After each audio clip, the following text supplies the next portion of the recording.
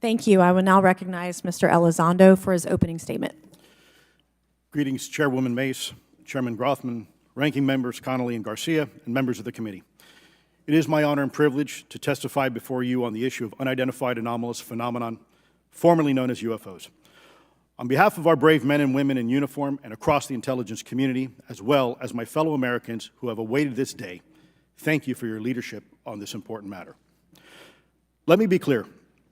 UAP are real. Advanced technologies not made by our government or any other government are monitoring sensitive military installations around the globe. Furthermore, the U.S. is in possession of UAP technologies, as are some of our adversaries. I believe we are in the midst of a multi-decade secretive arms race, one funded by misallocated taxpayer dollars and hidden from our elected representatives and oversight bodies. For many years, I was entrusted with protecting some of our nation's most sensitive programs.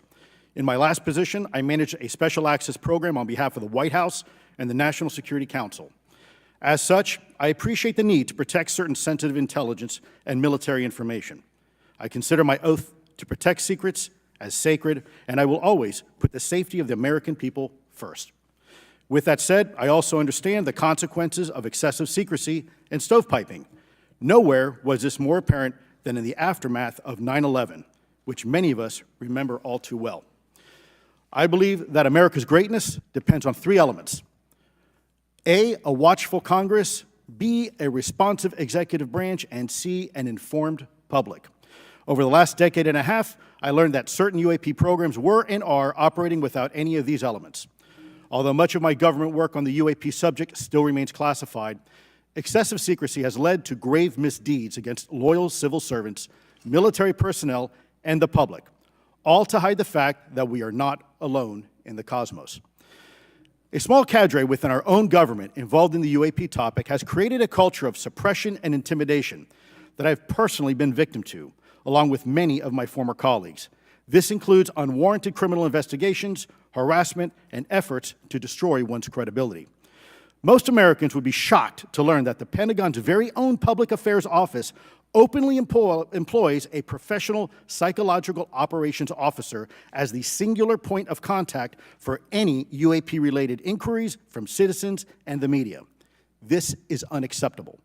Many of my former colleagues and I have provided classified testimony to both the Department of Defense and the Intelligence Community Inspector General, and many of us have subsequently been targeted by this cabal with threats to our careers, our security clearances, and even our lives.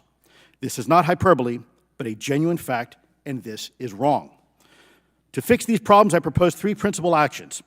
First, Congress and the President should create a single point of contact responsible for a whole-of-government approach to the UAP issue.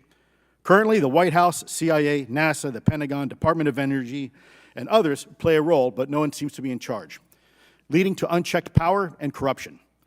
Second, we need a national UAP strategy that will promote transparency and help restore the American public's trust at a time when the public's trust is at an all-time low. This strategy should include a whole-of-government approach, including the academic and scientific communities, the private sector, and our international partners and allies. Third, Congress should create a protected environment so whistleblowers desperate to do the right thing can come forward without fear. As it currently stands, these whistleblowers suffer because of stigma, a code of silence, and concerns about retaliation.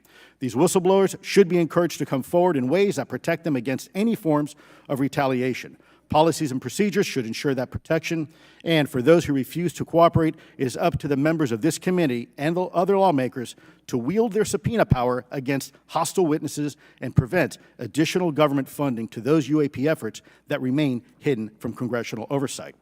In closing, we as Americans have never been afraid of a challenge. In fact, we thrive on them, whether it's eradicating polio or going to the moon. We don't run from a challenge, we take it head on. To the incoming administration and Congress, I say to you, we need immediate public transparency, and this hearing is an important step on that journey. If we approach the UAP topic in the same way as we, as Americans, have met other challenges, we can restore our faith in our government institutions. Together, we can usher in a new era of accountable government and scientific discovery.